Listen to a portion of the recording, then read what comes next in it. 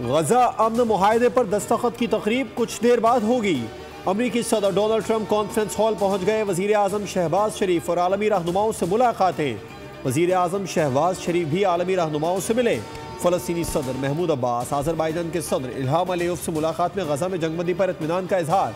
Armenia के वजीर आजम भी मुलाकात में गुफ्त शरीक रहे।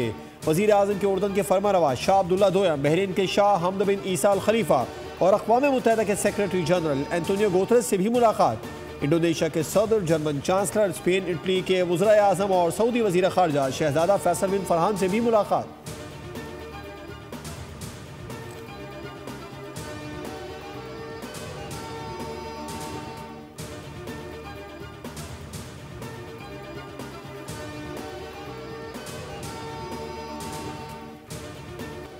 तमाम मुश्किलात के बावजूद हमने नामुमकिन को मुमकिन बना दिया। गजा के अवाम की मुकम्मल तवज्जो इस्तेहकाम, सलामती, वक़ार और मुआशी तरक्की की बहाली पर होनी चाहिए। अमरीकी सदर डोनाल्ड ट्रंप का इसराइली पार्लियामेंट से खिताब। कहा कि ये कहकर बहुत अच्छा लग रहा है कि यरगमाली वापस आ गए। नेतन्याहू, तुम्हें अच्छा इंसान बनना पड़ेगा, अब तुम हालत जंग में रही। हेनरी क्लिंटन ने कहा कि मैं जंगें कराऊंगा, मेरी शख्सियत ऐसी है कि मैंने जंगें रुकवाई हैं। हर चीज़ बेहतरी की जानिब बढ़ रही है। मशरिक़ वुस्ता सुनहरे दौर में दाखिल होने जा रहा है। आज नए मशरिक़ वुस्ता के लिए तारीख़ी सुबह साबित हुई। अरब और मुसलमान ममालिक इस कामयाबी में बराबर के शराकतदार हैं।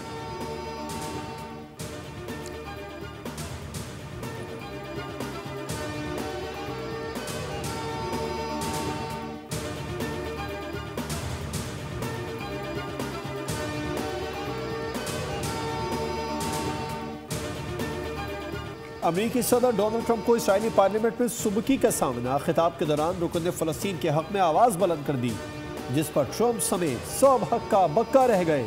सिक्योरिटी अमले ने एहतजाज करने वाले को बाहर निकाल दिया। शदीद हंगामा आराई।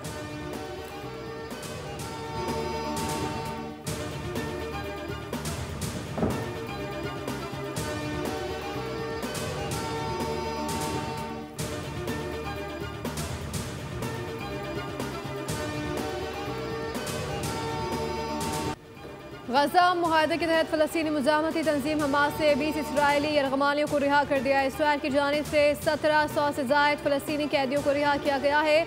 1600 से ज़ायद फ़लस्तीनी गजा पहुँच गए। रमला में खुशी के मनाजिर। अब मीडिया रिपोर्ट के मुताबिक हमास ने पहले मरहले में 7 और दूसरे मरहले में 13 यरगमालियों को रिहा किया।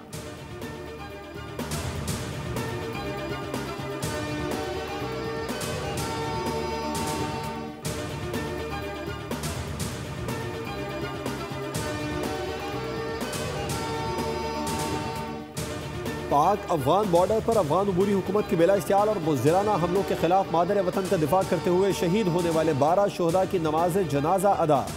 Army chief field marshal Asim Munir, विफाकी वज़रा, गवर्नर खैबर पख्तूनख्वा, आला सिविल और फौजी अफसरों और शहरियों की शिरकत। वज़ीर दिफा ख्वाजा आसिफ ने कहा कि अवाम अपने हीरोज़ की अजीम कुर्बानी के मखरूज हैं।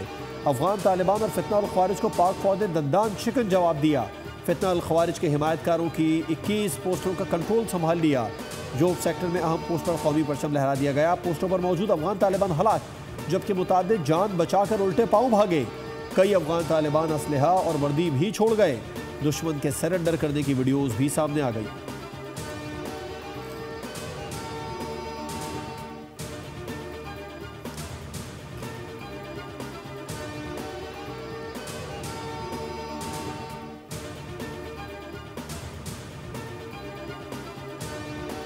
पाकिस्तान तहरीक इंसाफ के सुहेल आफरीदी 90 वोट लेकर नए वज़ीर आला खैबर पख्तूनख्वा मुंतखब हो गए। अपोजिशन जमातों ने इंतखाबी अमल का बाइकॉट किया। सुहेल आफरीदी ने इज़हार ख्याल करते हुए पर्ची से वज़ीर आला नहीं बना, मैं मेहनत करके यहाँ तक पहुँचा हूँ। सबसे पहले पाकिस्तानी फिर पख्तून हूँ। फ़ख्र है कि कबायली हूँ। मेरे नाम के साथ ना जरदारी है ना भुट्टो है। मेरा ना वालिद ना भाई और ना रिश्तेदार सियासतदान है। मैं अपने लीडर, अपने कायद का शुक्रगुजार हूँ।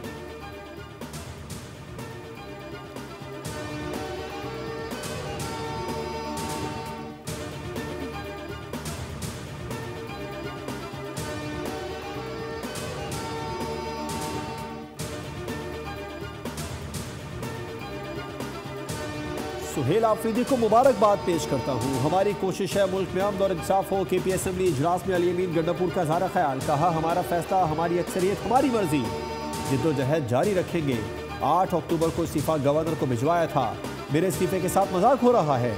जिस दिन बानी पीटीआई ने हुक्म दिया, इस्तीफा दे दिया। अपोजिशन लीडर के केपी डॉक्टर इबादुल्ला ने खिताब करते हुए कहा कि गवर्नर ने अली अमीन गड्डापुर को बुलाया है ताकि जो अबहम है वो दूर हो जाए। हमारे दोस्तों को इतनी क्या जल्दी है? उनके पास नंबर्स पूरे हैं तो क्यों इस मामले को मुतनाज़ बना रहे हैं? ये अमल गैर कानूनी है।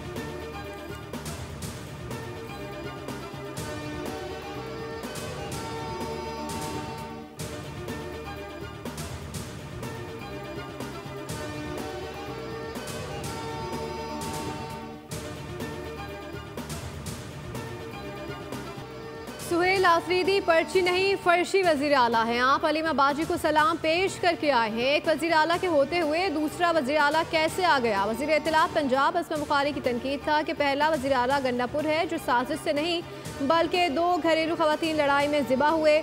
असमा बुखारी ने कहा कि सड़कों को बंद करना नाकाबिल कबूल है। जब गज़ा में अमन कायम हो गया, वहाँ के लोग खुश हैं, तो फिर कानून को हाथ में लेने की क्या ज़रूरत है?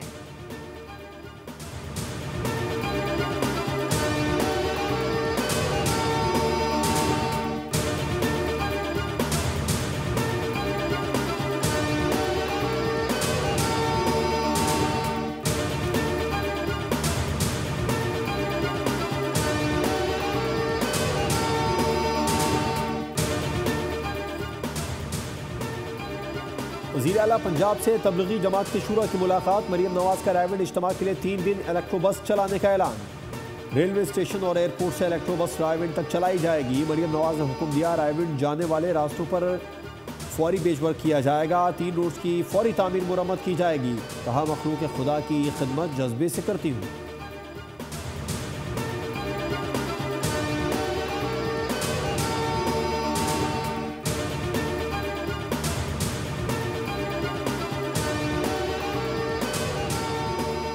पाकिस्तान और अफगानिस्तान के दरमियान जंग का सुना। इसराइल के दौरे से वापसी पर पाक अफगान जंग मामले को देखूंगा। अमरीकी सदर डोनाल्ड ट्रंप की सहाफ़ियों से गुफ्तगू। कहा कि वो माजी में कई जंगें रोक चुके हैं और इस बार भी एक और कोशिश करेंगे। मैंने ये जंगें नोबेल इनाम के लिए नहीं बल्कि लाखों जिंदगियां बचाने के लिए रुकवाई।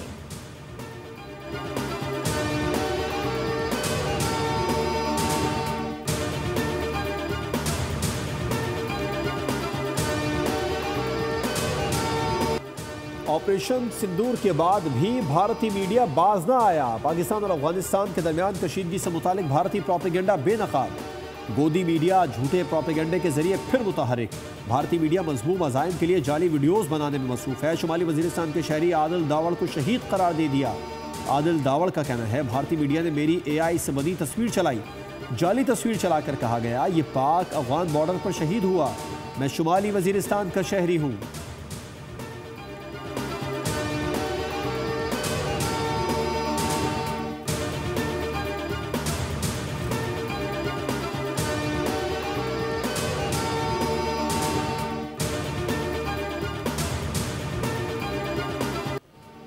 कौमी इंसदादे पोलियो मुहिम का आगाज। 4.5 करोड़ से जायद बच्चों को वैक्सीन पिलाने का अहदा। वज़ीर आला सिंध मुराद अली शाह ने कराची में बच्चों को कतरे पिलाकर मुहिम का इफ्तिताह किया। तमाम अजला में इंसदादे पोलियो मुहिम की मुकम्मल निगरानी का हुक्म। कहा, बदकिस्मती से कुछ लोग हर चीज़ को मनफी बनाते हैं। अगर पोलियो वैक्सीन में कोई मसला होता तो शहीद मोहतरमा आसिफा भुट्टो को वैक्सीन ना पिलाते। अफसोस, रवा साल सूबे में पोलियो के 9 केसेस रिपोर्ट हुए। अफगान बच्चों को पोलियो के कतरे पिलाएंगे और फिर उन्हें मुल्क बदर करेंगे।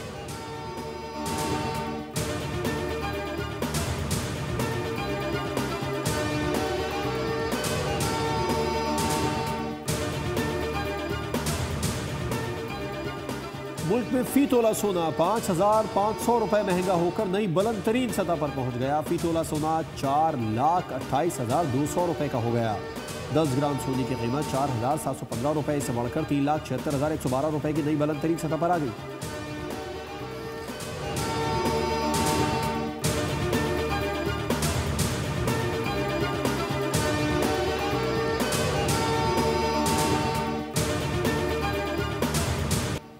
लाहौर टेस्ट के दूसरे दिन खेल के इख्तिताम पर जनूबी अफ्रीका ने 6 विकेटों पर 216 रन बना लिए। टोनी 81 रन के साथ क्रीज पर मौजूद हैं। रियान रिक क्लिंटन ने 71 रन की इनिंग्स खेली।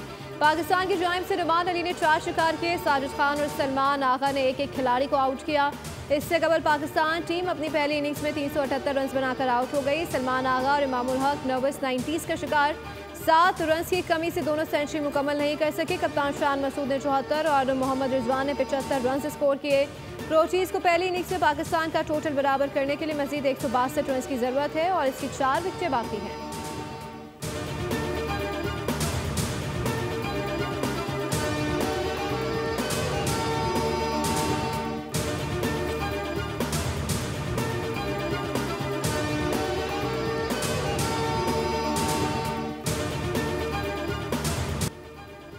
मोनाको की वैलेंटीन ने शंघाई मास्टर्स टेनिस का मेंस सिंगल्स टाइटल जीत लिया। फाइनल में फ्रांस के आर्थर को 3 सेट के मुकाबले में शिकस्त दी। वुहान ओपन के टाइटल अमेरिका की कोको गॉफ के नाम रहा। कोको गॉफ ने फाइनल में हमवतन जेसिका पेगुला को स्ट्रेट सेट्स में मात दी।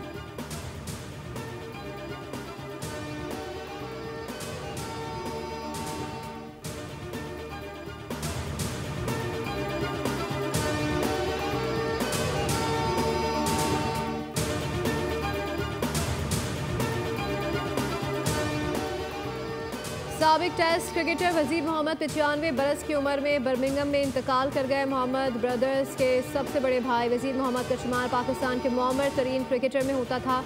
वजीर मोहम्मद ने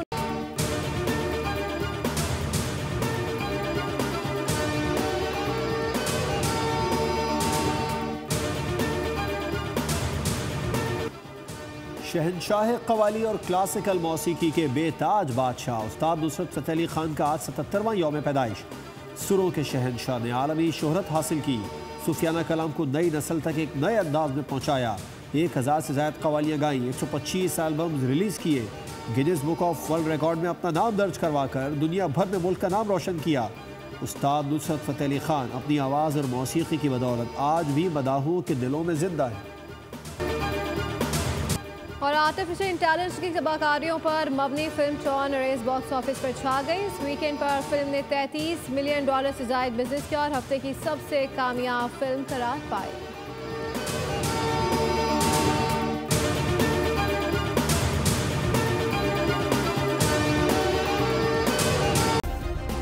सब्सक्राइब करें और बेल दबाएं ताकि कोई खबर रह न जाए।